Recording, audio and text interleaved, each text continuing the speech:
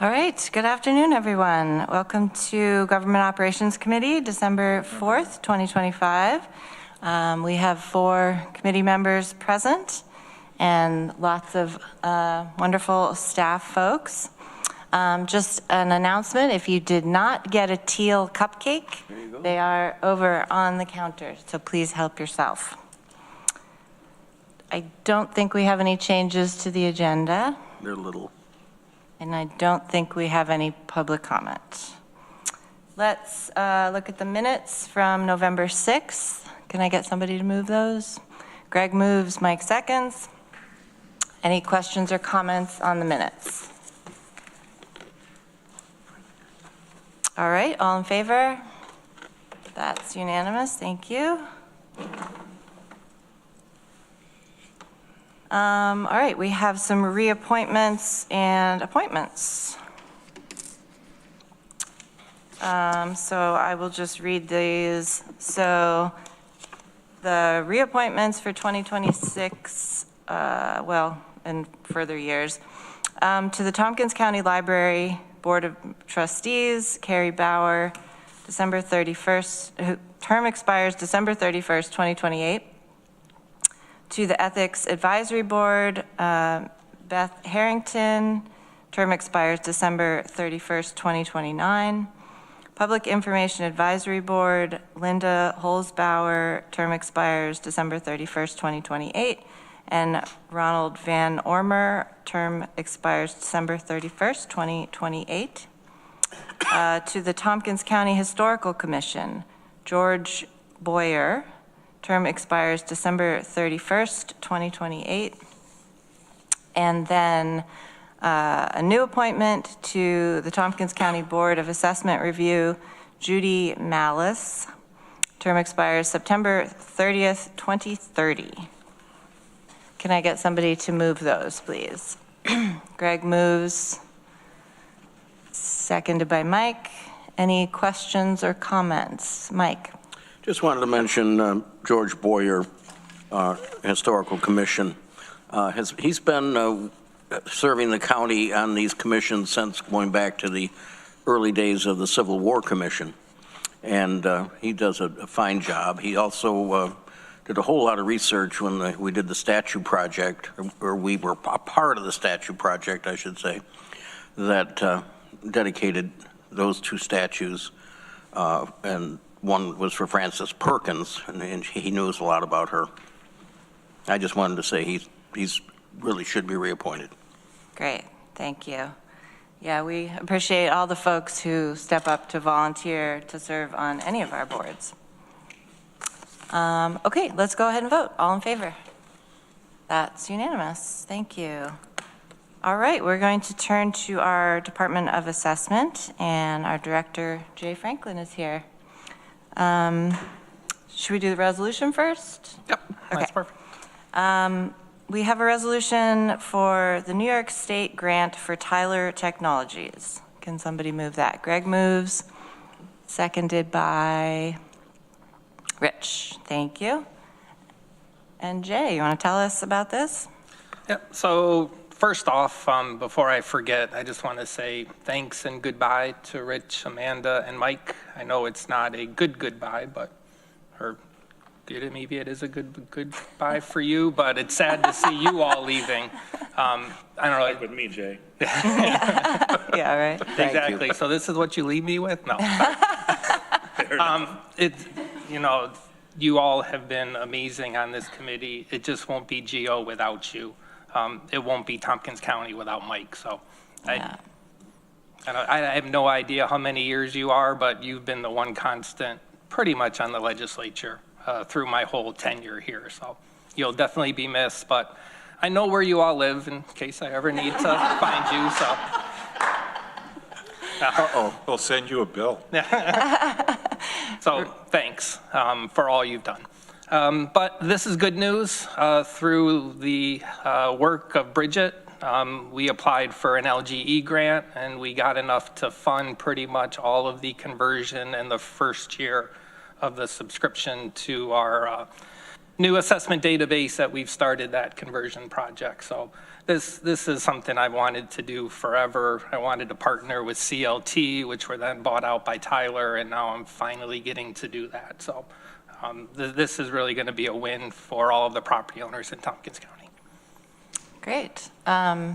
Just say that's great news about It the is. grant and about the moving ahead with the conversion. Rich? Yeah, thank you for saying thank you. It's been a pleasure to work with you, Jay, and it's really been nice to learn assessment, or at least more about assessment through all your efforts. And I'd also comment that you know where we live and the square footage. Well, hopefully, unless you went and did an addition without a building permit. So Yeah, converted that screened-in we can porch speak to a later. living area. We can speak later. I'm curious, did you expect this grant? Honestly, no. And, this is one of the first grants we applied for. We did do one for GIS way back when, but, I didn't anticipate this. But we budgeted for it, so this is a real bonus. Correct. So, yeah, we knew we were going to receive it. We received notification, I think, in August, probably August 20th, I believe, or August 21st, one of those 2 days. Okay. And so this was able to be built into the 2026 budget. And that's why you don't normally see the same lines underneath it of where the money's going to go, because it's already accounted for. Thanks. Okay, any other questions on this resolution? Looks like we're ready to vote. All in favor? That's unanimous. Thank you. And how about any updates for us? Only updates is we're right in the middle or starting tax bill preparation. I have 5 towns that are approved and ready to print. 1 town who should get me that data tomorrow. I'm still waiting for the city of Ithaca's portion of it, but since they do it separately, I have the county balanced. So knock on wood, we should be starting to hit print Monday. So admin, finance, solid waste, and elections, you should be getting a sign off from me at some point just to make sure that all of our figures are correct, but I think we've tentatively balanced with everything. Tax bills are my absolute worst time of the year. If I mess up an assessment, I have many ways to correct that. If I mess up tax bills, that's a lot more to try to fix that. So, we do take our time. We try to make sure that everything is correct, and we appreciate all the cooperation we get during more or less the holiday time to try to verify these things. Questions on that or anything else for Jay? Wow, get off easy today. This sounds great. But I would echo everyone's thank yous, and I have very much appreciated working with you. And as I have said many times, every time you come and talk to us about something, I learn something new. And it took me quite a while to understand assessment, but I think I have a basic understanding of it now. So many thanks to you. Well, thank you and good luck all, and sorry I can't join you whenever that is. Yeah. All right. Thank you, Jay. Oh, thank you, Mike. All right, we're going to move on to County Clerk and a resolution and a discussion. And we have Maureen Reynolds and Rachel Graham here. Welcome. Thank you. Why don't we start with the resolution, which is a contract for multi-year approval, County Clerk Software, Tompkins County Clerk. Can I get somebody to move that, please? Mike moves, seconded by Greg. Thank you. And I'll turn to you. Oh, it's just pretty boring. It's something I didn't realize we were supposed to be doing, but Daryl and his crew have taught us that now we have to go through and do this, so I'm bringing it here. It's a 3-year renewal of our existing county clerk software, which we've been using since, I think, 2011, so. All right. Questions or comments? And thank you, Daryl, for being so patient with me and all my questions. You're welcome, and thank you for being easy to work with. All right, let's go ahead and vote. All in favor? That's unanimous. Thank you. And do you want to give any updates on your department, or? I guess we want to talk about naturalization. Okay. So I think it was November 13th, I got an email from a downstate county clerk going, hey, they just pulled my naturalization ceremony for next week. And so our listserv started going, and it really hit the downstate counties first. And I went out to Rachel, I said, you better contact our contacts at USCIS. And she wrote right back and said, yeah, you're canceled, no more ceremonies. So. And no explanation. Yeah, no explanation. We weren't able to hold those ceremonies, that our courts and our judges weren't able to do that, which makes you start to panic if you think of all the people that we have naturalized over the years. Is this something they're trying to pull back on that?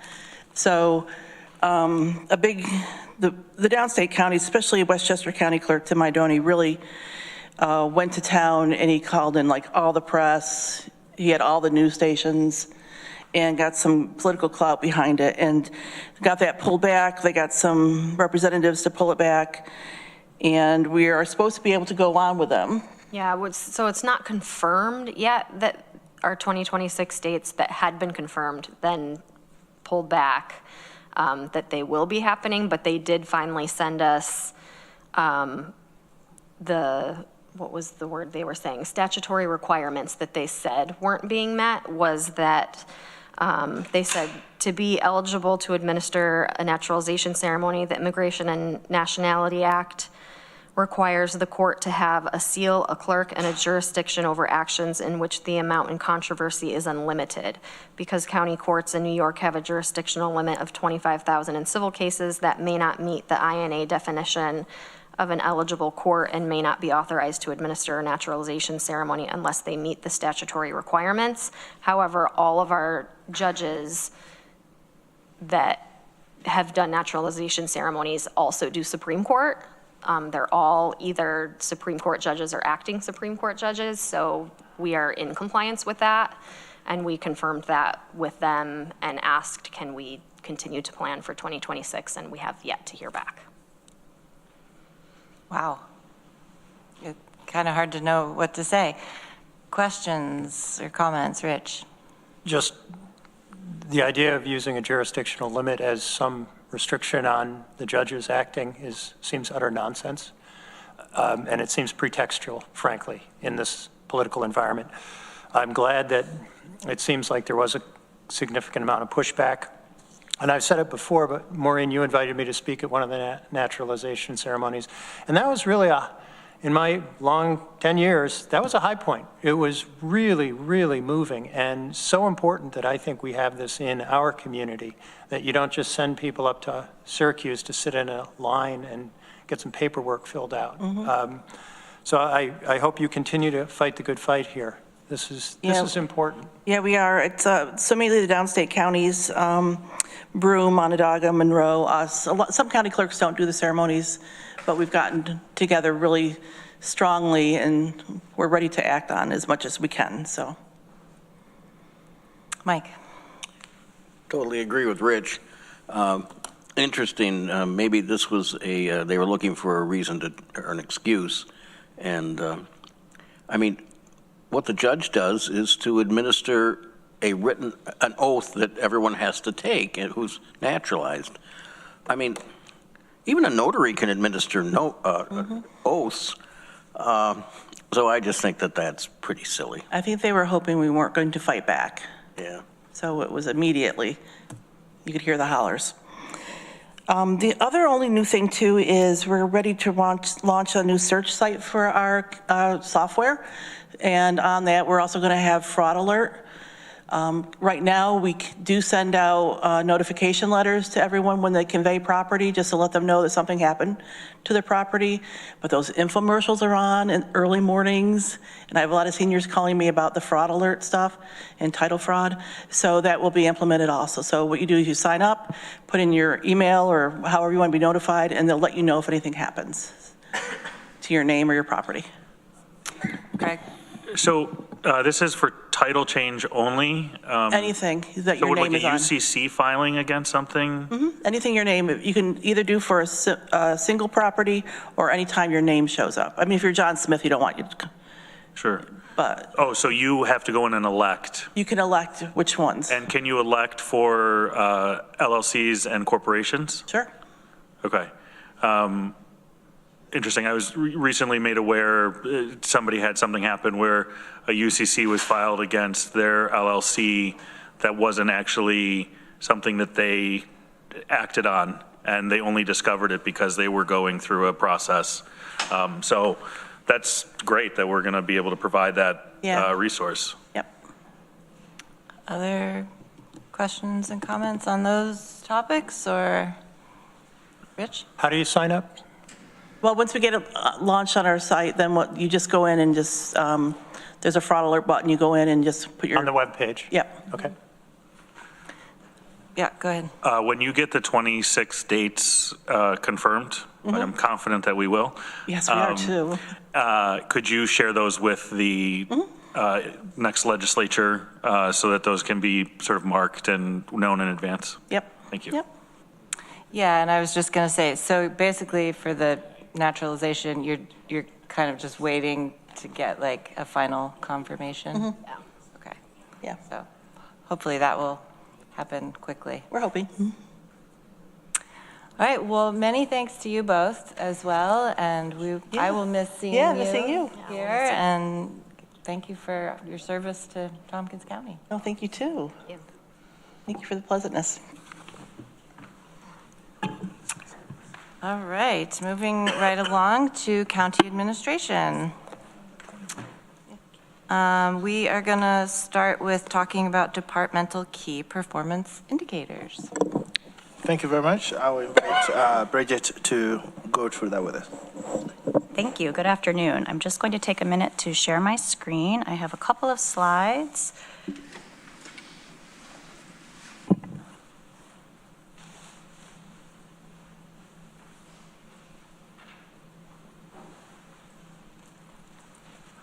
Okay. So one of the goals of county administration over the last year and a half has been to transition the entire county to what we're calling key performance indicators, or KPIs. So at the end of this year, we thought it was important to give you all a status update as to where that stands. So that is what I'll be providing for you all today, to be followed up with the link that I show you here for you to take some time to really look at the KPIs that are presented by the departments.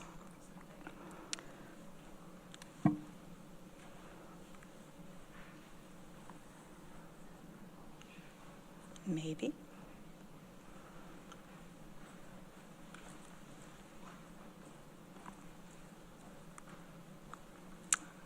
Okay, so just to give some context, as you may recall, around 2018, 2019, Tompkins County initiated first of several phases of adopting what was called the Results-Based Accountability Framework, or RBA, for all departments. This was done in a phased approach, so a select number of departments each year were invited to create their RBA measures, and then they were started to track. But as of 2022, only half of county departments were utilizing the RBA framework, and there was really no coherent organization-wide plan for the use of this data. If you're familiar with RBA, it is a framework in which we ask how much, how well, and then is anyone better off? And for some of our departments, that worked very well. For some of our departments, we found that it was a bit of a challenge to fit measures within those three questions to really paint a picture and to provide data that was useful for the department to look at their operations and make sure that they were making improvements overall. So it was a bit of a challenge, and it felt a bit staggered in its rollout. So in 2024, with the use of our OpenGov system for our budget, we in county administration identified an opportunity to integrate our performance measures through the KPI module that is currently in OpenGov. And we were excited about that because it offered an opportunity for departments to use a software that they were already familiar with through the budgeting process to also keep track of and report on their KPIs. So we began in 2024 to transition all of the previous existing RBA data into the OpenGov system and also train all departments on the use of the system in collecting KPIs and then reporting on them. So that work has been occurring over the last year and a half. And we're defining a KPI as a measurable value that indicates progress on a departmental or organizational goal. KPIs reflect the county's values of transparency and accountability. So we're really trying to move towards having measurable data that can demonstrate the performance of our county in serving our constituents and allowing opportunity to make data-driven decisions when we're thinking about things like budget or operational changes. We have given guidance to our departments that KPIs should be quantifiable, relevant, demonstrate progress towards specific goals and outcomes of the department, and as in some examples could be tied to measures of engagement, efficiency, and/or effectiveness. KPIs are used to provide a snapshot using objective data on departmental level operations. They are tools for leadership to inform operational decision-making process. We really tried to drive this message home to our departmental leadership.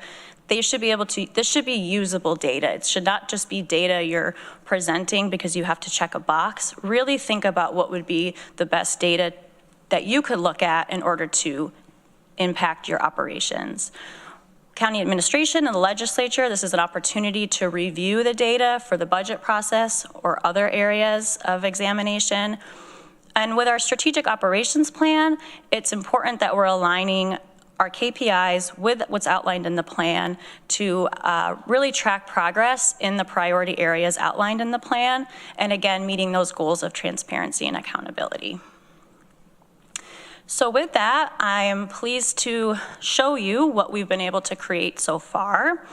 And this is a link that I, again, will share with you afterwards. And I'm hopeful this will allow me to, one moment, I thought it would directly link to that.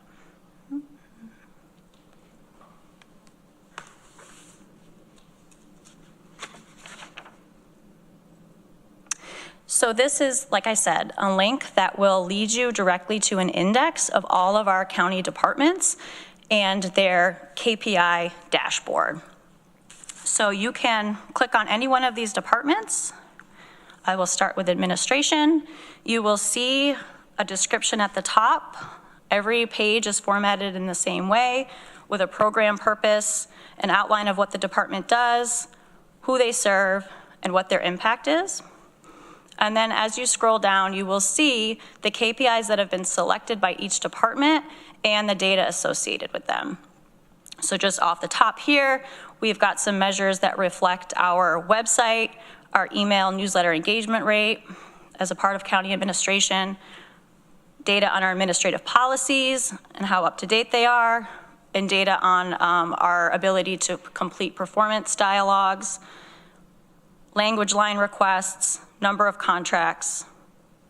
That's the example for county admin. So it's a mix of maybe output, what the department has done over the year, and then as well as other areas of really measuring the impact of the department. Bridget, could you scroll over a blue bar real quick? Because it looked like there were data labels hidden. Okay. Yep. All right, so that's where the specifics are. Yep. Okay, that's great. Yep. So, and just if you're interested, I can show you. So you could, go up here and you could select, I'll do County Office for the Aging, just to give you a taste. So again, same format, what the department does.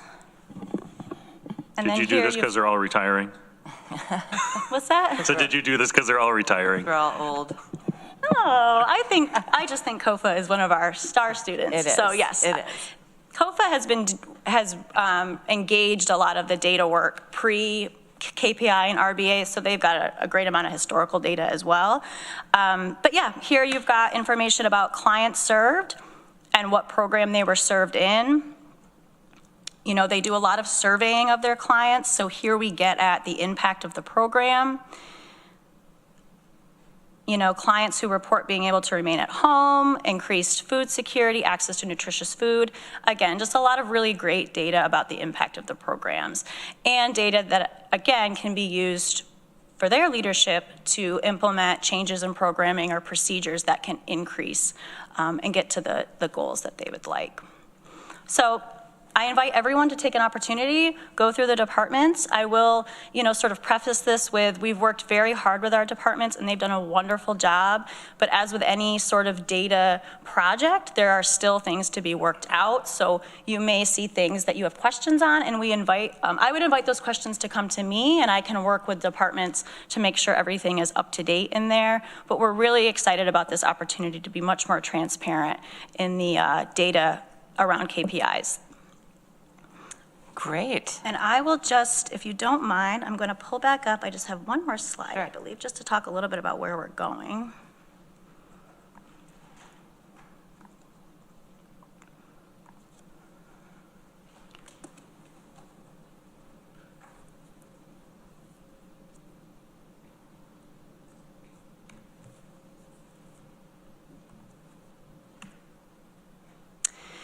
So what's next?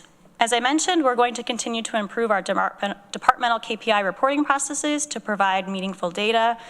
Also, in our strategic plan, we identified specific KPIs that would measure our progress in the strategic plan priority areas. And our goal is to have a public-facing dashboard that outlines those goals within our strategic plan and actually demonstrates similar graphics specific to those KPIs. So how are we doing in the KPIs that we've identified as part of our strategic plan? So that's coming soon. And then, as you know, every department selected one or two equity indicators, and that work will also be compiled in a similar graphic and be able to be presented. So because everything is done in the OpenGov system, we have great opportunity here to present a lot of this data. And that is all I have. That's great. Questions and comments from anyone? Mike? A lot of information there, Bridget. I don't know that I'm going to have a chance to review all of that before I leave, but this is a great process that's gone forward, and I know it's been a lot of work. Thank you, Mike. Yeah, I appreciate the data approach, and I was going to ask about the equity indicator, so that's great that you could incorporate that. And these things take time, but thank you for doing the work on this. Thank you. Greg? Well, any of the KPI discussion happened during at the committee level when we talk about work plans. I've personally seen in organizations KPIs just get sandbagged with really easy targets because we can all meet them, yes. And that's the 4 that we'll put out there. Mm-hmm. But I think it's important that we have some that we know we can probably meet, some that we are going to work to meet, and some that we'll probably struggle to meet in the first year or two. I just want to make sure that it's not just a rubber stamp sort of activity, because having this data, I think we then should be using that to say this program was actually ineffective, yes. Or yeah. This was I guess it's okay mm-hmm. to fail. Yes. In this KPI process, and we should be using that to better inform next year's work plan. I hope that that's part of the conversation, and that we at the legislative level can get a peek into sort of the thought process of why some of these KPIs are there. Yes, and thank you, because that's what we've been outlining to departments. When I say it should be useful data, it should really be data that we're using to inform our decision making. So ideally, when we come up with the goals by department for each committee, we can directly tie it to how are we measuring our success in this goal using our KPIs. And it will be important at the legislative level to reinforce that messaging that you're not failing as a department if you're not meeting goals. We just need to re-examine the operation. Yeah. Right, exactly. Yeah. So yes, I appreciate that. Great, anything else on this topic? All right, let's, we have a resolution from administration. Thank you, Bridget. Yeah, absolutely, thank you. So let's see, this is a resolution, acceptance of grant funding, New York State 250th Commemoration Commission on behalf of the New York State Education Department. Can I get somebody to move that? Mike, seconded by Greg, thank you. Yeah, so what would you like to say about this? Yes, okay, so we receive an offer from the State Department of Education, giving us $15,000 to help with preparation for next year's celebrations. And this resolution is to accept that grant opportunity. And then we'll be working with the Historical Commission, with the county historian, and working to establish what to spend this money on. So this resolution is just to accept the grant. So there is an amendment that we recommend because we are not anticipating any part of this funds to be spent this year. So we want to amend the 2026 budget instead of the 2025. So I believe line 21, instead of 2025, should be 2026. Okay. Is that friendly to the mover and seconder? Yes. Okay. Yes. Okay, great, thank you. Questions, comments? Mike? Corsa, you may have got a letter from our historian suggesting a possible use of that money. And I know at the Historical Commission, she discussed it with us, and the idea is to continue the commemoration project that we had for the Haudenosaunee. We started it with the signs on Cuga Street and other Cuga Streets in the county. And there is this idea, and I think Rich is involved with it, to actually have a a monument or a sign or something at Stewart Park to show the Cuga Street corridor and to commemorate the fact that the Haudenosaunee were here until the Revolution. Yeah. Yeah, and... They're still here, I should say, but yes. But as original inhabitants. It was their occupied land. Does the commission have other funding that this would be added to, or do you? I'm not aware of any additional funding at the moment, and I think when we start working on this program for next year, then we need to make a determination of what exactly is going to be happening in the county and how we intend funding it. We did not make any provisions in the 2026 budget for any allocation to that effect. And I'm not sure if the Visit Ithaca as an organization has any programming to also support the celebration. So we are hopeful that as we get into 2026, we'll have some degree of clarity of what events are going to happen and how we will be able to partner that. One of the challenges that we were grappling with is who is going to lead this initiative, and Monica was volunteered her time to coordinate that activity, so I'm really excited. She doesn't have a lot to do, so she has nothing else on her plate. Nothing else on her plate, and offered to help us coordinate this activity. So if anybody has questions or suggestions or ideas, just send it to myself or Monica. I'll be happy to coordinate as we move forward. Great. Mike, are you planning to stay on the Historical Commission as a at-large member? Or? I'd like to. That was discussed at the last Historical Commission meeting, and I have put my resume in. And then, but we will need another legislator. Yes. To because there is a designated legislature seat on the commission, so I wouldn't have that anymore. Right. Okay. Great. Well, I'm sure one of our newly what do you want me to call them? Incoming. Incoming legislators will jump at that opportunity. Okay. Anything else about this grant, or Greg? Yeah, Rich, if you're thinking or involved in some way around some sort of commemoration, public art, statue, installation, et cetera, there's, I think, STPB funds available through CAP for a public art project and some other things that may be applicable. I'm not sure. I'm not really familiar with it, but with what you're involved with. But thanks for pointing that out. Yeah, Carol Cammon came to me and indicated that George McGonigal was going to work on this, and she asked if I'd be willing to do it. And I said, absolutely. This seems like a really nice public commemoration. Great. I don't know if 15 can do what we ultimately will want to do, so it's good to know there might be another resource. Yeah, I think they have like 10 or so every year historically, and then I think there's even been a little bit built up in that sort of account because there haven't been, I think it started with the like Ithaca Giant or something like that that never came to fruition. So I think there's some funds set aside. Might be something to talk to Nick downstairs about. Amanda, if I could just add one thing, and that is, let's not forget that the Onondagas had part of Tompkins County. The eastern third was part of the Onondaga Nation. The western two-thirds was part of the Cayuga Nation. Yep, thank you.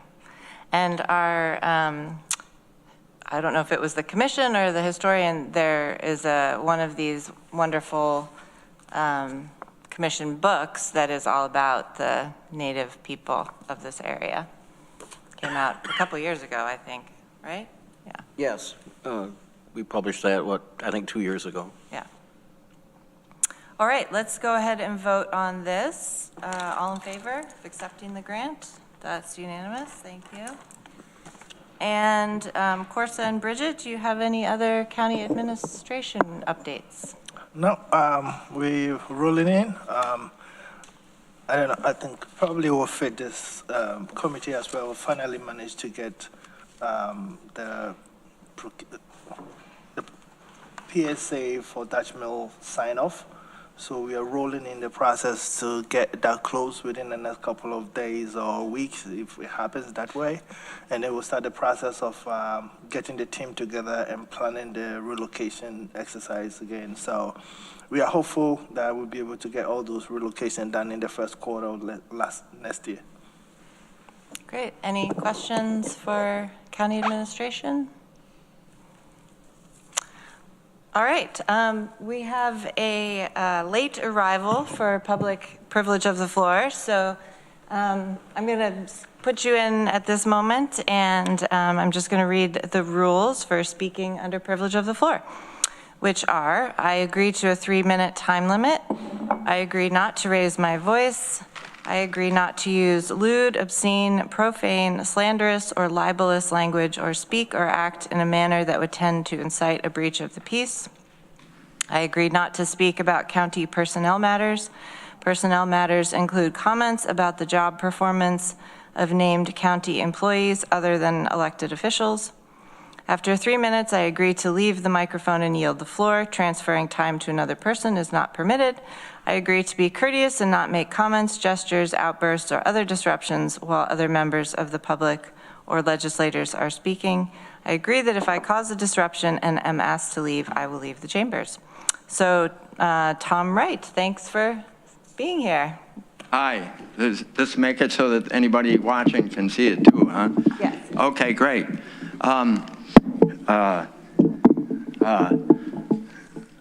Well, first off, very nice of you to suggest all those obstructive and whatever things that, like the last meeting I was here, there were people outside very justifiably concerned, perhaps not with the county's actions, but justifiably concerned with the matters at hand. So global competition and the value of increased productivity to the very, which is funneled to the very, very rich has left the rest of us more insecure and too often very, very vulnerable. Also, the change of citizens into consumers and often job-hopping workers leave us increasingly isolated from our neighbors. So you've heard me speak or mention local money before, and the means I was thinking of is transferring the tax rebates to very deserving EMS and volunteer fire persons. Could be a currency that could be exchanged locally, viable for any payment of any debt to the county government. Hopefully this would just be a means to encourage local hobbies and neighborly exchange of the fruits of those hobbies. But it might be maybe some local industries that would help ease the poverty that too many of us endure. Many activities are beneficial, but they're not globally competitive. So yeah, it's a partial measure to alleviate somewhat poverty and imposed by the structural violence produced by a neoliberal Wall Street attitude that values quarterly profits over long-term planning, and which tends to deprive the foundational workers of our society of a living wage. Thank you. Thank you. Yeah, thanks for coming out. We don't usually get public comment at government operations, so thanks for... But, okay, and Randy Brown said that this was the committee that I should come to try to forward this, so. Okay, great. Okay. All right, thank you. All right, we are going to turn to Ben Sandberg from the History Center for Tompkins County. Good afternoon. Do you want to just start with any updates or how things are going? Great.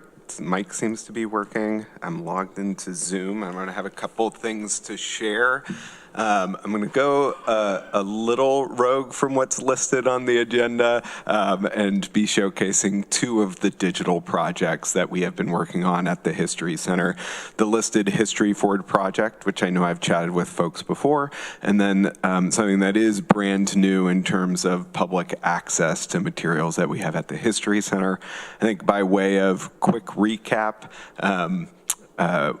the History Center receives operating funds from Tompkins County, from the county legislature. That's an arrangement that long predates me. It goes at least back into the 90s and the 80s of the 20th century. And then in addition to that, with the county's investment in the Tompkins Center for History and Culture, the building on the Commons that is home to 12 plus nonprofits, that we also have an operating agreement with Tompkins County for the management of that building. So I know I am not going too far over my skis in speaking on behalf of my board and our local history family in saying that we would not exist in the way that we do without the support and partnership with past and current legislators, and I hope future legislatures, and also with the incredible staff that you all have here at Tompkins County. I am excited to share both of these things, and so I'm going to start with what was listed on the agenda, which is our History Forge application, which should get queued up on the screen in moments. Great. So this is one of the ways I think we as an organization are having an impact, not just here doing local history, but around the United States. This is a digital application that we have invented and created with some significant funding from the National Endowment for the Humanities, the Institute of Museum and Library Services, and other federal entities. That funding with shifts in federal funding priorities. That funding is no longer available as of the beginning of this year, but we're still proud of the way we've been able to advance this work. It's here in Tompkins County, but we also have it in communities in Ohio, New Orleans, Pennsylvania, I think 6 different counties here in New York, and are in active communications with 3 or 4 new organizations from new states to implement this program in their communities. However, I am going to focus here on the one that's about Tompkins County. So as a digital project, we have taken every census record that has been released on an individual level, so through 1950, and we have transcribed those census records into buildings.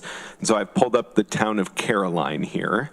And so you can see as we shift in, right now we are looking at the 1950 census, and we can pick any address here and it will pull up everybody who is registered to live there.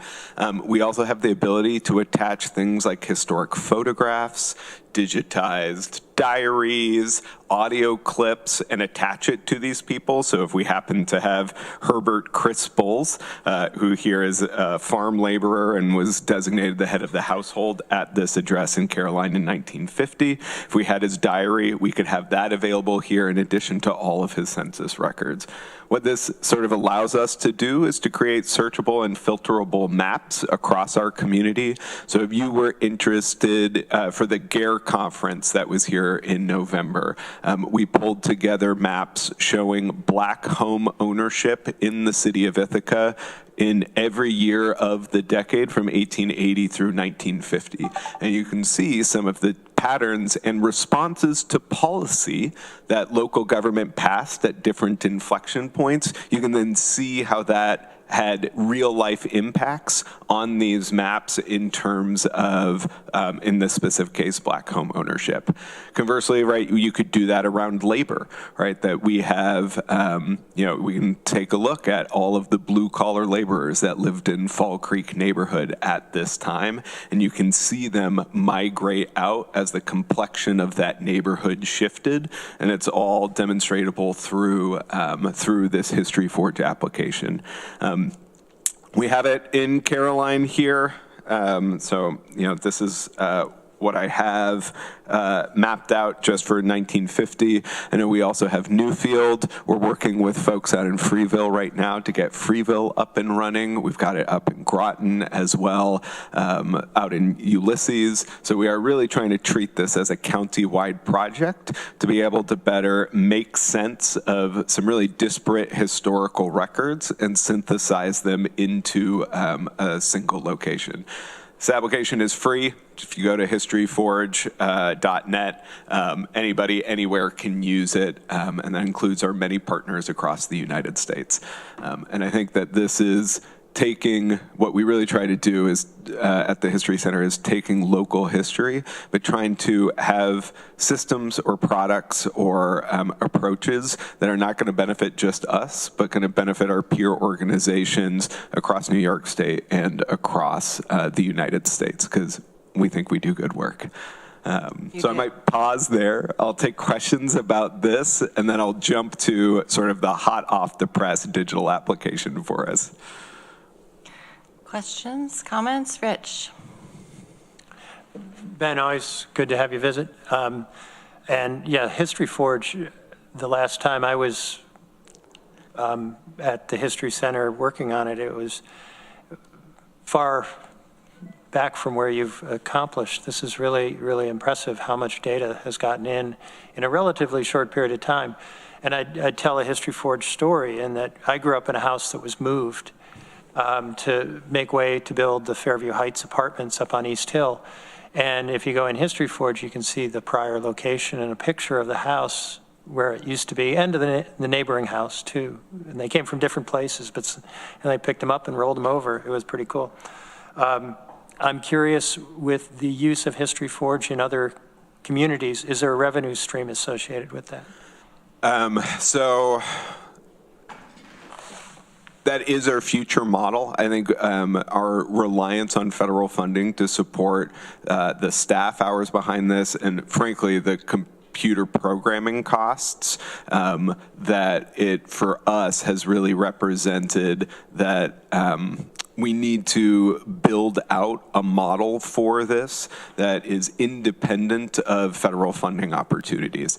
And so that is actively what we are developing a strategic planning for. We're working with all of our current partners to try to understand capacity and willingness to pay for what kind of features. Ultimately, it will be some sort of subscription and data storage model that will hopefully build up funds to keep this program long-term part of our operations at the History Center. Yeah, I would think there's a real impetus to have it be free and free to the public, so it's used is really important, but you need to make it sustainable, and so, yeah, the new communities really need to. And we've gotten some really great feedback from folks about, you know, what in terms of like their operating budgets, and we have really different scaled, you know, Cortland Historical Society is implementing and building this in Cortland, but then the John Hines History Center in Pittsburgh, right, which is, you know, probably several orders of magnitude different from a budget standpoint, from an operations standpoint. And so in taking into consideration scope and scale of the different kinds of organizations that could use this.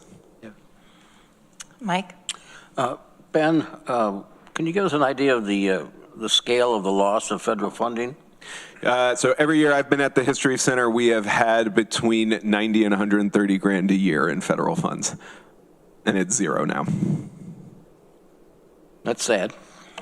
Yeah, it's. But also, so, you know, this is a thing maybe, I don't know, not everybody is thrilled for me to point out. I do think it was, you know, during COVID that I had proved adept at securing federal funds, but that sort of left open a weakness or a shortcoming in the strategic building of our operating model, and that I think we had known that, right, it's not long-term sustainable to be funding major projects or initiatives and staffing through really competitive federal funding sources. And I just happened to be lucky in securing that funding. And so we sort of at a theoretical had talked about the need to not have to be so reliant or so exposed in terms of our budget and our organizational structure, and this maybe kicked us out of the nest and forced us to try and fly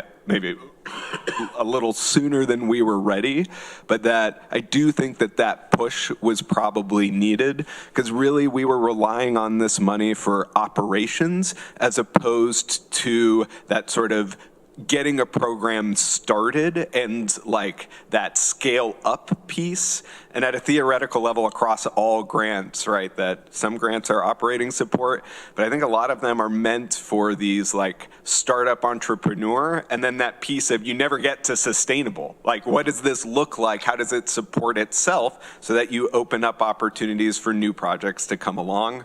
So it definitely has made my life, and I think for all of my board, and for a lot of folks attached to our organization, it has made this an incredibly challenging and hard year, but that it is hopefully growing us into a more resilient organization that is maybe not so exposed to a single funding source.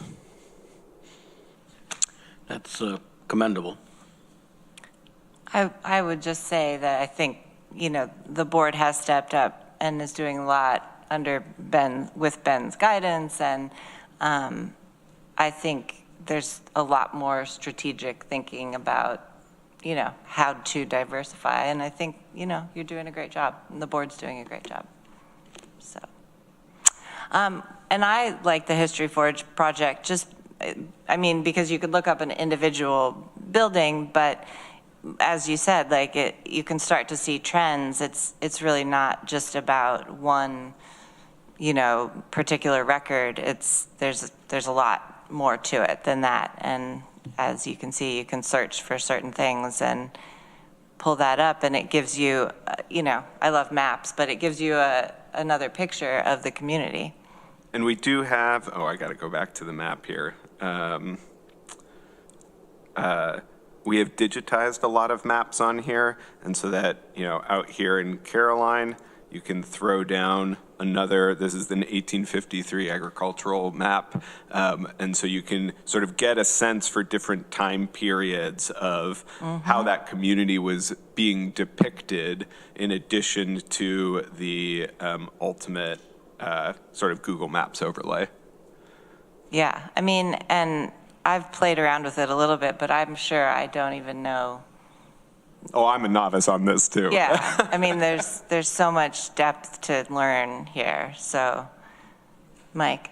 Ben, you mentioned Freeville. Is Dryden Village on? Do you know? Cindy is my curator at the History Center, who is also on the board of the Dryden Historical Society, has started working with them to figure out how to pull folks together. Because another thing I want to highlight here is all of this we have done with probably across the last 5 years, 200, 300 volunteers who come in multiple times a month to be transcribing census records together. Often we are pairing high school students who have maybe, I'm going to speak generally, have some better tech experience or computer experience with older folks who are often retired who maybe learned cursive in elementary school, which the high schoolers have not. And the census records are all, especially the early ones, they're handwritten cursive. And so we have some intergenerational learning that is happening and working together. So there are a lot of pieces that this project brings together in an exciting way. Great. I will be really respectful of your time, and I just want to quickly highlight. We have time. We have time. Okay. The other piece that this is our brand new digital platform. It's an online, maybe. There it is. It's an online catalog of all of the things in our collections. This just went live this nope, it's December, last month. Right now we have 244 archival collections in here, 131 photograph collections, and 66 objects. That might sound like big numbers, but I need you to know that in our photograph collection, we have over 100,000 photographs. We have well over 400 archival collections, over 1,200 maps, over 20,000 objects, and over 200 oral histories that ultimately will all live on here. I would just point out that you now have 215. I would, wait, you're stealing my thunder. We'll get to it. Okay, sorry. So I pulled up a couple things here. So if you go to our archives, one of our archive collections is the Ithaca Hours collection. For folks who have been around or in our community for a while, you might be familiar with Ithaca Hours. And so right now, we sort of have the surface level description of all the collections, and then, of course, the finding aid, and this details everything that is in the Ithaca Hours collection. We have, in total, 12 archival boxes, so this is probably, 16 archival boxes. This is probably maybe 20 to 22 linear feet of archival material on the Ithaca Hours, and that doesn't include the stacks of Ithaca Hour banknotes that we also have as part of this collection, and that eventually everything listed here will be individually digitized and available on this platform so that you'll be able to download it to be able to use from home. We think this will be a complement to coming in person. Nothing will ever beat holding the real thing, but this is going to open up the historical record that we have preserved of Tompkins County to a much broader audience in a much broader location. In addition to archival collections, we also have photograph collections, and that includes, so I've pulled up here from our general photo collection, a photo of flood damage out in Trumansburg. So eventually this will be linked so that you will be able to click on this photo, and if you want this as a poster, you want this as a t-shirt, you want this, in whatever way, that you would be able to order a copy of this photograph and every other photograph that is in our photograph collection. whether it's of floods or maybe of something a little more jovial. Also in our object collection, the one that I wanted to pull up here is this model of the old town hall here in Ithaca that is part of our collection. For things like this, it is our ultimate goal that we will eventually have STL files or other 3D printable files, so that in addition to being able to download images of everything in our collection, that you would also be able to 3D print dimensional objects in our collections. I will cop and say the very first one that we will have that, whenever it is, will be the plaster death mask of Ithaca's most famous murderer, Edward Ruloff, that folks will be able to print at home or at one of our many fine maker spaces. And then finally, like in our photograph collection here, pulling up Southside Photograph Collection. Right now, we don't have the individual photographs digitized yet, but that is this first step for us now that we have these collections that exist in this platform, is to be able to bring all of these individual photographs or records or meeting minutes or charters.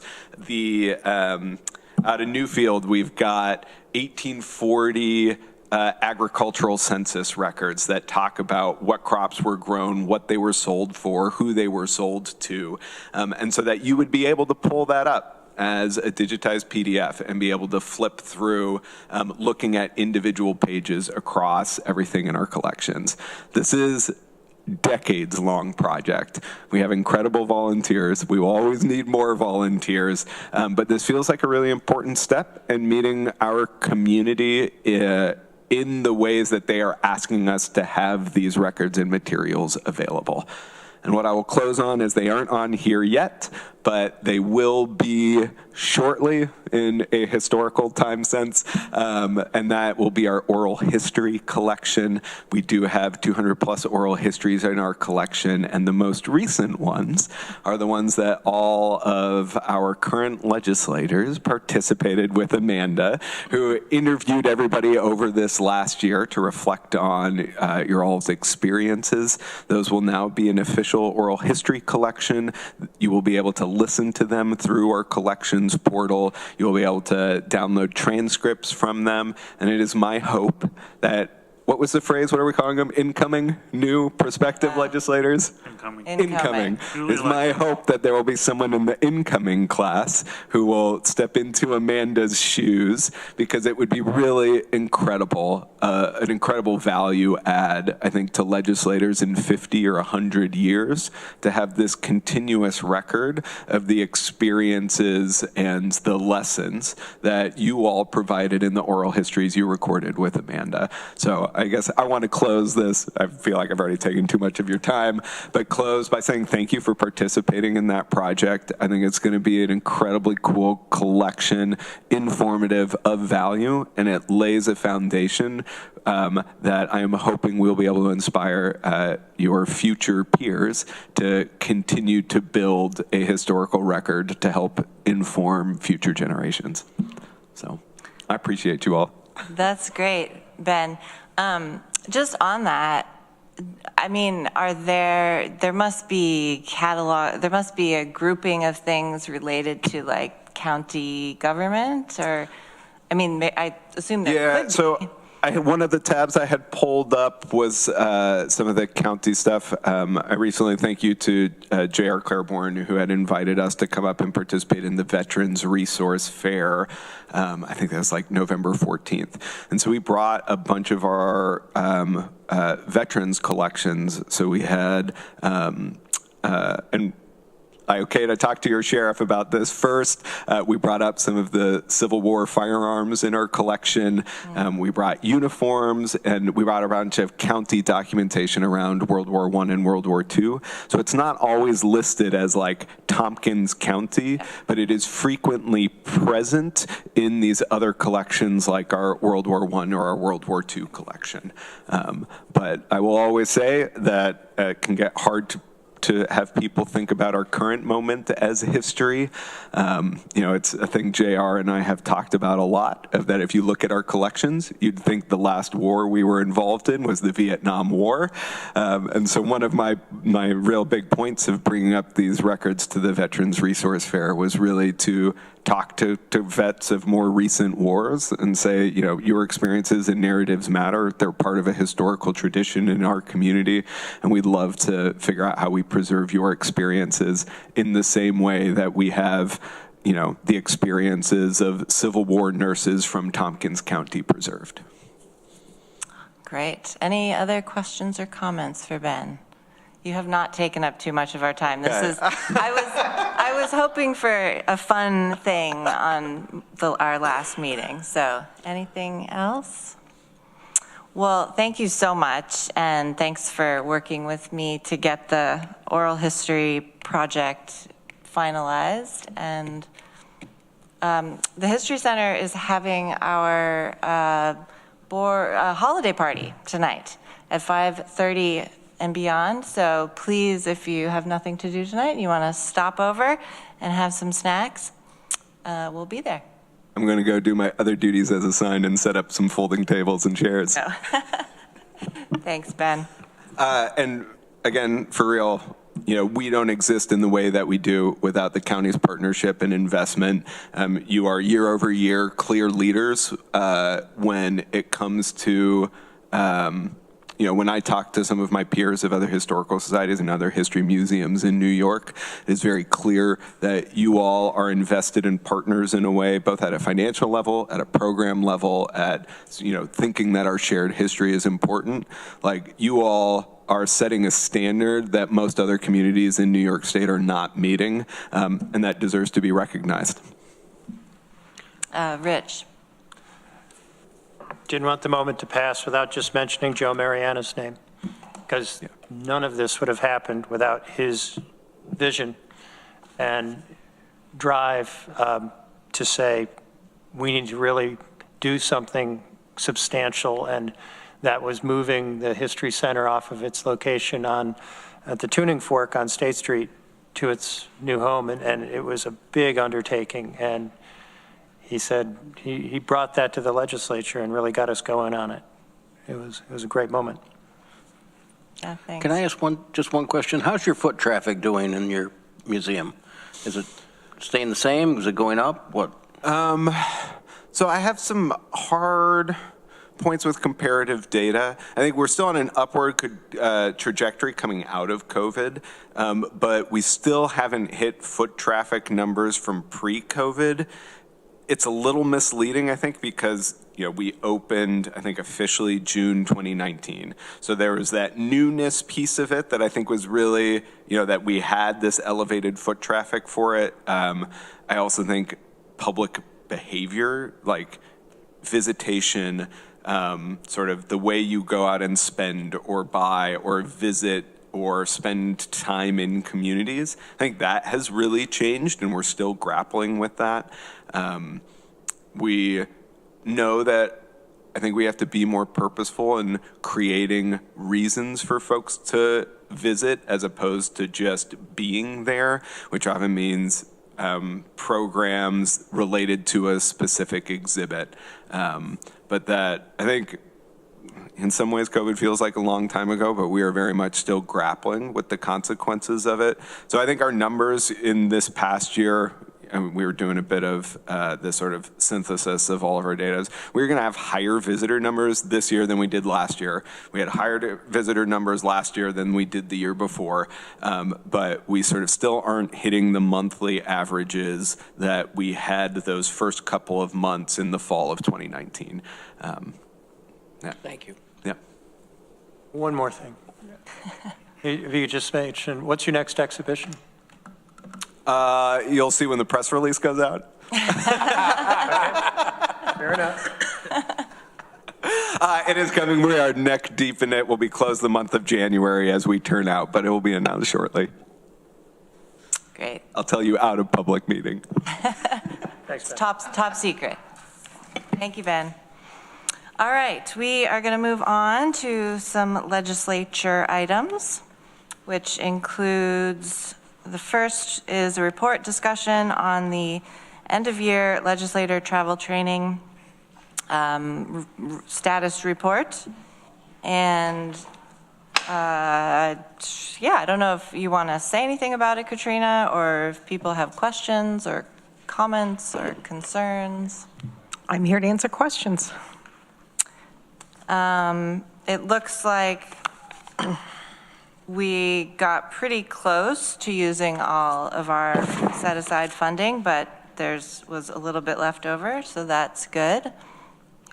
And it seems like a lot of the legislators who attended various events went over the sort of $1,000 average marker that we have talked about in the past. So I can't remember how much we've set aside for next year. I don't remember off the top of my head either. It's not, was it like 14,000? I almost think it was the same. We increased it maybe because we're going to 16 legislators. I remember thinking it wasn't enough for $1,000 per legislator. But anyway, for Greg going forward, just to keep in mind, and people will work with Katrina, but just about trying to balance out how much folks are using and give everyone a chance to attend something if they choose to. Rich? Looking at it, I realized I didn't put in for mileage for the conference in Niagara Falls. You still have till January 31st to There. make your mileage. There you go. Yeah. I would say that this system, while not perfect in any way, has actually worked pretty well. That it has allowed the legislators who are interested in training to get to it and to, I think, do it in some reasonably fair way, that nobody's spending too much, but it's accomplishing the purpose. Yeah. Yeah, and it seems like in all the years I've been here, there's a couple of folks who don't choose to attend conferences, and that balances out the folks who maybe tend to attend more than one thing. So hopefully going forward, there'll be enough to cover that as you have 16 folks. But remember, 8 of those 16, if they do attend NISAC in the winter, spring, their registration fees are waived. Yeah, that's great. That's definitely helpful. All right, anything else on that? All right, thank you. So a couple of resolutions establishing the 2026 meeting dates. Can I get somebody to move that, please? Greg moves, Mike seconds. And we are going to pass this here, but it won't be until the first January meeting that the legislature will finalize it. Mike. I'm just assuming that all the holidays have been vetted on this. Yes. And Election Day. Right, Election Day, and then noting the NISAC conference. Historically, have we changed the date of the legislature meeting to accommodate the NISAC conference? Because this looks like March 16th to the 18th, but we have March 17th as a date. I do believe we did one year, we moved it to Thursday of that week. I think we have an occasion, yeah. Yes. Yes. We have. Should we propose an amendment to this? Yeah, I think that would make sense because I'm guessing a lot of people are going to go to that. So I guess I would move to amend the Tuesday, March 17th date to Thursday, 19th. March the 19th. Is that friendly to everyone? Yes. Yes. Okay, great. It's my birthday.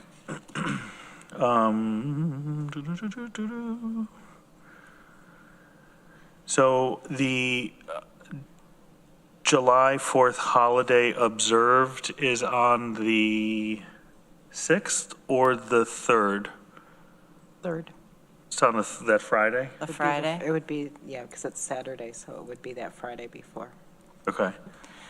I was going to suggest that I would rather not try to make that other amendment here today, and I think that you should, if you want to try to change one of the summer meetings like we've done in the past, that the new legislature should take that up in January. Yeah, I was just trying to figure out, I mean, to see if there was any, Right, to have if a it was like, space. if the Yeah. holiday observed was the 6th, I would be more inclined to do it here because you're essentially coming right back from a holiday to a meeting. Right, But if the holiday's on the Friday, yeah. I feel less inclined to do that here. I'm just trying to look through the calendar really quick. I should have done Yep. this in advance. Any other questions or comments about this? Maybe those of us who are leaving, we want to just like add in a bunch of extra dates that they'll have to be here for. Just, give them extra work to do. No? Okay. Change the times. We'll give them all Change the paid times. vacation. How's that? We're good. We'll give them all paid vacation. Oh, yeah. Our final GO act, legislators get paid vacation. We get that anyways. All right, let's vote on this one to establish meeting dates. All in favor? That's unanimous, thank you. You could potentially increase the meetings to 4 a month. That's right, every Tuesday. Every Tuesday.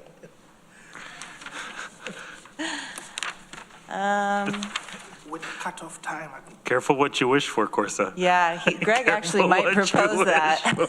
With a cutoff time at 8:30. There you go. That sounds good. Okay, we have a resolution adoption of apportionment of taxes for 2026. Can somebody move this, please? Greg moves, seconded by Rich. Thank you. This is, I think, one of the regular things we do. Questions or comments? All right, all in favor? That's unanimous, thank you. We have resolution returned school taxes. Somebody move that. Mike moves, seconded by Greg. Thank you. I think, is this the one where we reimburse schools if they need to be made whole? I do have the Treasury Manager, Lisa Schott, if there's something that I can't answer here, but what this is for the village, well, the first one's for the schools, but it's the same concept. When they have delinquent taxes, they turn them over to us, and we make them whole, and then we re-levy it on the 2026 town and county bill. Right. And we do this every year. Correct. Mike? The real reason we do this is they don't have the ability to foreclose Right. on the taxes like the county does. Right. Questions or comments? All right, all in favor? That's unanimous. And same thing with resolution returned village taxes. Can somebody move that, please? Mike, seconded by Greg. Same idea. Making the various villages whole if they have outstanding taxes. Questions, comments? All in favor? That's unanimous. Thank you. I was just thinking of something, we get a lot of pressure that some of the school districts don't like the pilot agreements, for example, or that the IDA gives. We might just tell them, we do this for them every year. And this costs the county a lot of money. Is this state mandated? We make them, I think it is. Yes. So we have to do this. The concept that we advance the money for the taxes is state mandated. All right, so we don't have an option? No. Okay. But we have to raise more money in order to have that in the fund Capacity, balance yeah. to be able to do it. Anything else on that? All right, well, we got our final reports, and I just want to say thank you to this lovely committee. It has been my honor to be the chair for 6 years. And I remember the first meeting I chaired, I sat up there, and that was kind of, we used to like sit in different places. And I feel like that was the last meeting before COVID. And so then I had to start chairing the meetings on Zoom, and that was an interesting challenge. But we've been through a lot. You all have been on this for many years. We've had other folks on this committee, and it's been lovely. And I've had a lot of fun. I appreciate your putting up with my antics and team spirit. And there are cupcakes. Please take one for your afternoon or take one home to your kids. And thank you. I really appreciate all of you. Thank you. Mike. Well, you've done a great job, and we wouldn't have been able to get our trophies if we hadn't put up with you, for heaven's sakes.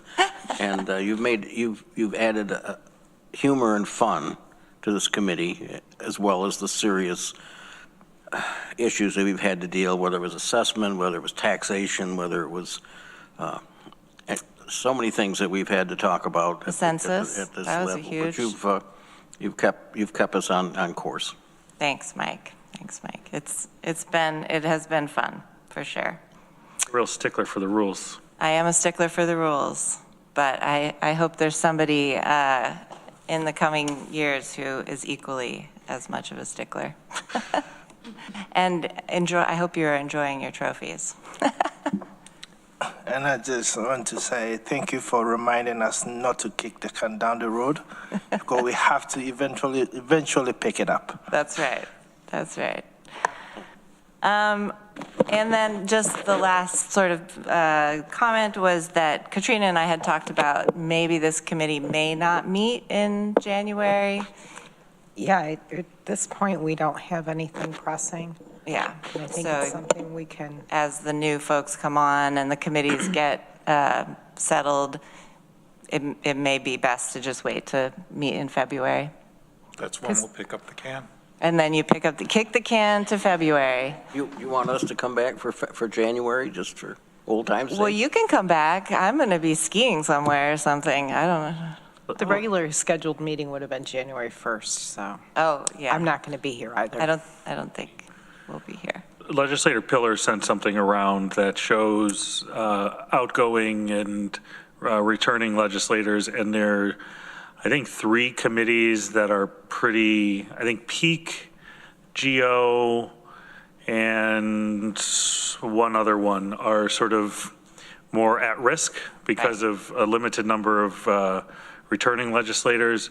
So I'm sure there'll be some discussion amongst legislators via email to try to figure out times and also look to county admin and the clerks to address which has pressing business and which could potentially meet on an abbreviated schedule or something. Yeah. Yeah. And once we have a chair, I mean, if there is a pressing issue for those committees that have minimal membership, we can always appoint members for the purposes of quorums. Yeah, a brief. But I do think Greg is the only returning member, so it'd be a one-man show. It's all you, There's Greg. no quorum with just one man. All right, let me see if our county attorney has any updates or report for us. Maury? I have 3 things. One, apropos to the slam dunk litigators award that we received, I will have a litigation report for the next legislature meeting, and barring the unforeseen between now and then, our departing members should depart knowing that the litigation house is in good order and that we have kicked some ass. Second is, while the History Forge presentation was going on, I had not realized that that resource existed and dug into it while listening, of course. and found a picture of the house that my father was sent to during the Great Depression during summers, while his mother went to cook in the Catskills and his father sweated in a sweatshop on the east side of Manhattan. Wow. And finally, the schedule for next year, the legislature schedule, has hit a trifecta for me because there will be meetings on my wife's birthday, my birthday, and our wedding anniversary. Oh my gosh. What a great way to celebrate. So you're going to be calling in sick for all of those, right? Yeah. No. So it's no longer the 4-year Thanksgiving, it's going to be the 3-year celebration? Celebration of Maury. Maury. Nice, thank you. Any questions for Maury? All right, Director of Finance, Daryl Tuttle, any updates? Well, my staff has been working with the school districts and the village clerks, and this relates to the resolutions you just saw. We had to gather all the information on the return taxes, and we're made it available to assessment so that they could provide the numbers to re-levy on the 2026 Tompkins County tax bill. In addition to that, I have 2 vacancies I'm working to fill. I've been interviewing people. It's not a great time to find candidates in finance because it comes close to year end, but we're still looking. In addition to that, I've been assisting the transportation planner and reviewing and interviewing their fiscal coordinator position. I feel lucky to be a part of that opportunity, and we've been working great together in order to find the best candidate that fits the needs of their department while being able to work great with my department, which is what this position would do as a fiscal coordinator. Other than that, I don't have anything else to report, but I'm available for questions. Questions, comments for Daryl? All right, thank you so much. Communications Director, Monica Salvage. Thank you. So, November, I got all close. Can you pull the microphone? In November, I got to spend a lot of time with DSS. We did a lot of work on coordinating communications around the SNAP and HEAT benefits, as well as child care waitlist information to go out in all sorts of ways and the channels that we have available. Also, we opened the shelter, so there was a lot of communications and coordination with DSS and also with VOA to get all the communications ready and out and coordinate the site tours that some of you participated in. And before the shelter opened, I also provided Code Blue notifications to the community since we didn't have a shelter available at that time. So that has ceased since then. I was also invited to participate in the county training resource group, if you might be aware that this exists. And this is a group of people from different county departments that talk about, training needs in the county for the staff in different ways. And so I, talked about, or we discussed, how we can improve our training needs around website management, but also a lot of the other software tools that we have available, and how can we make training available to our staff for that purpose. Also, I think you're aware that the article that we submitted about our care team got published by the NYSAC magazine, so that was really a great way to showcase this program that we started here, a collaboration with all sorts of departments, as you know, and also as we collaborated on writing this article, I think it was very well done in a way that we wrote it for other counties who might consider such a program. And so basically, how did we start this? How did we fund this? And also, what were some of the lessons learned? So big thanks to all the departments who collaborated on that, and obviously for NYSEC to publish that article. And around audiovisual and photography support that we provided to departments, we have some great pictures from Election Day, from different polling sites, also from the press events with Senator Webb, and at the Whole Health Brown Road location for the opening of the mental health center. or actually the anniversary of the opening of the mental health center. We also have some pictures from Code Blue, the shelter on Cherry Street, and we also shot and completed a video for the Office for the Aging, the Age-Friendly Business Certification Program with one of the participating businesses, which went obviously to COFA, but also on the website, on YouTube, and with our press release. And we're also working on, with Whole Health, on a video on the Moms Plus program. So that's all I have for this month. If you have any questions. That's a lot, as always. You seem to have a lot on your agenda. Mike? Yep. Just wanted to mention that your nice press releases are getting good play in the Cortland Standard. There was a front page one earlier this week, I think it was, and then there's one today on page 2. And they show our little seal, and they give it good play.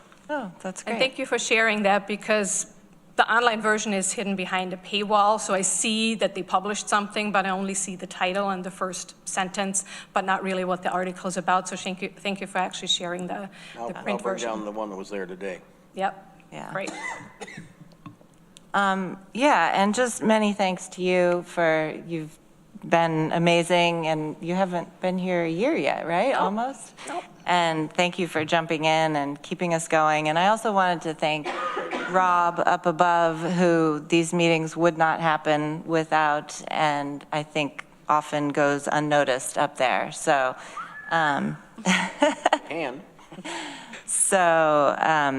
the award for county administration also includes you and your team and all of the administrative folks. So thank you so much. Any other questions or comments? Anything from committee members? Greg? Mike, I didn't know if you were going to bring up what you brought up in F&I. I just wanted to remind you. Bring up what? What you brought up in F&I. Yeah, I was going to say that. And I did tell F&I was going to say it also here. A couple of things about the technology here. The first one is that there is a problem with the broadcast on the cable station of our meetings, and we've had problem for almost a year with the audio. The video's fine, but it comes through on the government access station on the cable. It's been so that you could barely hear it. You had to turn it way up, but over this last weekend, there was no sound at all. And I know it's been looked at. You know, going back to when I first came on the legislature, they had just started broadcasting those meetings on the cable. And we never had any problem until the new equipment was put in about a year or two ago. And I know that Rob and other folks have been trying to figure this out, working with the cable company, and our engineers say it's cable company and their engineers say it's us. But something's got to be done to repair that.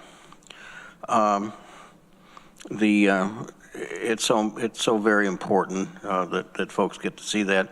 There's no similar issue with the other two access stations, public access or the educational access for the Ithaca College uses so much, but it's just on the government access now. Can I respond to that? Sure. Yeah, so we're well aware of that, and over the past, 10 months that I'm here, we had several conversations with Charter about this. We've been told that the government access channel is not their priority and that they don't provide support for that as opposed to the other two channels. We've also had multiple conversations with the Cable Access Oversight Committee, the Ithaca one, which they have the agreement with Charter. County is not mentioned in that, even though we're the only ones who broadcast on the government access channel. And so the next thing we're trying is swapping out the transmitter to see if that makes a difference. Again, it's really hard to figure out what the actual issue is if we don't get support from either side. So I understand it's a chicken and egg situation. Right, but that's what we're trying out next. So we're working with the Oversight Committee in Ithaca, and they're helping us changing out that transmitter, and then we'll see what happens with the audio. And if that doesn't work, then we'll have to, move along and look at some other avenues. But we're definitely looking at that, and we've had several conversations since. Very glad to hear that. And I know we've tried there's been a lot of things tried at this point. Yeah. But the other thing I wanted to mention was at the Veterans Day luncheon that TC3 put on, they had veterans in from the college for their celebration and luncheon, as I said. And they had some speeches, and they had a big screen in the forum, just like we have a big screen here. And what was different that I had never seen before was along the top of the screen, there was real-time transcribing as the speaker was speaking. And it was very accurate. And so you could look at it and you could hear the person speaking, and you could see it on over the top of the screen. And I would think that if we could figure out some way to put that technology to work for us, it would be a really good thing. I did ask President Kremenek if she knew whether it would help if you had a foreign accent or something like that, and she was not aware of whether it would or not, but I would think it couldn't hurt to have that. Yeah. And there's lots of times when we can't always hear. I said on this end, I can't always hear really distinctly what is being said, and being able to look at the screen would be a great addition. So I wanted to just bring that forward and make that suggestion. Mm-hmm. Yeah, and I think that's a great idea, because people do, hear things in different ways and process, what they hear in different ways. And for some people, having the visual would definitely be helpful. Just for information, so when people watch online on YouTube, they can turn on their captions on their own devices. And also, if they watch the recording afterwards, they can turn on the caption. We run those meetings on the YouTube channel via Zoom. So turning on the Zoom captions would be an option, but I don't know if that is enabled right now. So that's something that she said it was something about an owl. Okay. And yeah. I don't really know. Greg, you thought it was AI. I spoke to you about it. And it's a device that's often used for conference situations where it picks up the speakers in a bigger environment. But again, talking about turning on Zoom captions, which is how we run our meetings, that's something we could look into with the clerk's office, because they run those and manage those Zoom meetings. However, it is my understanding that we've tried that before, and the transmission or the transcribing was not very accurate, especially when it comes to names or certain technical terms or something that's not common, or if they don't pick it up properly, then that might not be all that helpful. But I understand that was several years ago, so it's certainly something we can look at and try out and see how it picks it up and what the transcription would be in a real-time setting. Well, this that I saw that day was very impressive. Great. Yeah, it's a great idea if you can figure it out going forward.